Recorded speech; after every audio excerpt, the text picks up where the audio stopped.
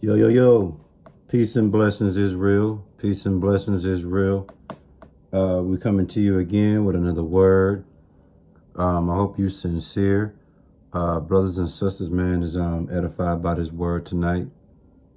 And first and foremost, we must give all praises, glory, and honor to Yahweh, to his only begotten son, Yahweh Shai, for allowing us to hear this word. And I hope you sincere, brothers and sisters, is edified by this word tonight.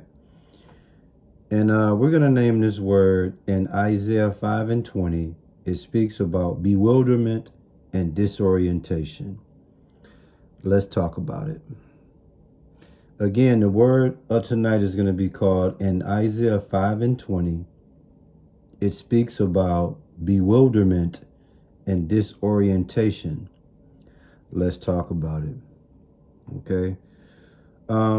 Is one scripture obviously we're going to speak about, and that's that Isaiah 5 and 20. And it's a very, very important scripture, because what it deals with is the premise of this word tonight. And that's dealing with those that are spiritually and morally drunk and confused. You have a lot of people that are walking around unknowingly, spiritually and morally drunk and confused. And in Isaiah 5 and 20, man, it's the perfect scripture that speaks about confusion. And another word for confusion is bewilderment and disorientation. And we have a lot of people that's dealing with that today. In Isaiah 5 and 20, it reads, "Woe unto them that call evil good and good evil, that put darkness for light and light for darkness, that put bitter for sweet and sweet for bitter." You see what you see on the screen, this young lady? Look at the look on her face. After you heard me just read Isaiah 5 and 20, this is exactly the look that you should have on your face. A look of bewilderment, a look of disorientation. Because you got to say to yourself, okay, the first is three things it speaks about in Isaiah 5 and 20. And the first thing it says, woe unto them that call evil good. Okay. So you got a lot of individuals out here that's doing all type of evil, but because they morally and spiritually drunk, they calling their evilness good. And in return, those that's doing good, they calling it evil. You see? The second thing it speaks about in Isaiah 5 and 20, it says that put darkness for light and light for darkness. So in other words, when it talks about darkness in Isaiah 5 and 20, it's talking about spiritual ignorance, being in spiritual error, being, drunk off falsehood, living in spiritual madness. Okay, that's the darkness that it speaks about. And it says it's people that put that for light. What is light? Light is the truth. Light is knowledge. So you got people that'll take ignorance, error, falsehood, spiritual madness, and deem it as truth and knowledge. And then when it comes to truth and knowledge, they deem it as ignorance, error, falsehood. You see the bewilderment, you see the disorientation that this woman got on her face. She's confused. It says that put bitter for sweet and sweet for bitter. When it speaks about bitter, it's talking about hurtfulness, injurious, and being injurious.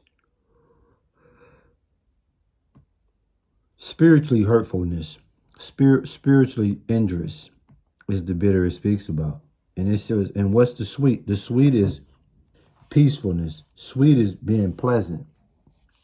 Okay? Being brotherly, you dig? So they are putting hurtful things, injurious things as being pleasant, and then pleasant things as hurtful things. You see that?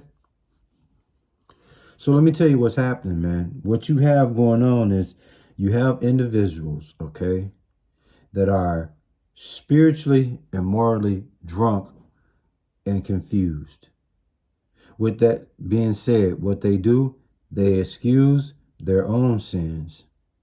And then they hang people on a cross for being good, for being spiritually, morally good. They condemn those individuals.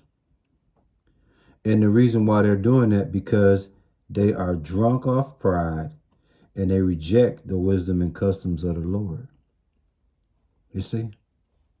So again, listen real close, y'all. What are we dealing with today? We're talking about in Isaiah 5:20, it speaks about bewilderment and disorientation, aka confusion. And not any confusion, spiritual confusion. These people are spiritually zapped. You see? And again, in Isaiah 5:20, I want you to pay close attention to this. It says, woe unto them that call evil good and good evil, that put darkness for light and light for darkness, that put bitter for sweet and sweet for bitter. You see that? If you wasn't a spiritual person and deep rooted in these scriptures, you'll be confused when you heard that. Most Christians will have that bewilderment and disorientation look on their face. But see, it's four things happening in Isaiah 5:20. Number one, they excuse their sins and at the same time hang people on the cross for being good spiritually and morally. They condemn them, right?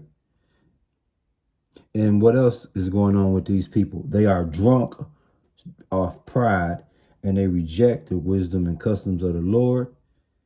And what caps it off is their state of confusion, because they are morally, spiritually drunk, man. That's right.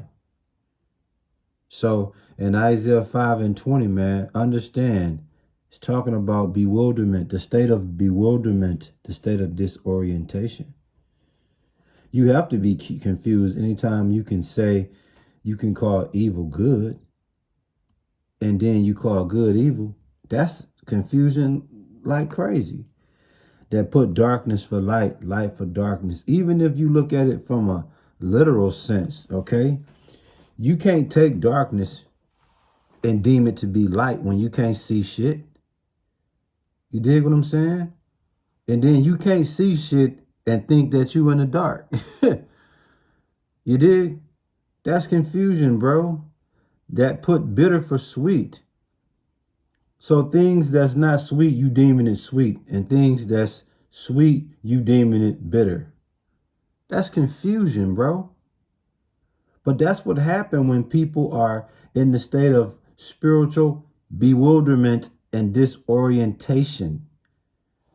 That's what Isaiah 5:20 speaks about, man. Yeah. That's why you should always be spiritually sober. That's why you should always focus on having a sound mind spiritually. You see, having your scruples, having your marbles, in order. Because if not, you're going to be walking around just like this woman with a state of disorientation and bewilderment on your confused ass face, man. That's right, man. I ain't got nothing else for you, man. Once again, what's the name of the word, man? In Isaiah 5:20, it speaks about bewilderment and disorientation. Let's talk about it. And again, man, like I say, when you look at what's going on out here in the world that we living in, people are really walking around confused. People have come unglued. People have mentally glitched. And it's becoming apparent every day now. I'm telling you, man, you sincere brothers and sisters, man, I hope y'all was edified by this word, and we give all praises, glory, and honor to Yahweh through his only begotten son, Yahushua, for allowing this word to come out, man. And I hope y'all stay prayed up at all times. Keep Yahweh first through his only begotten son, Yahushai, and everything that you do, man. Already.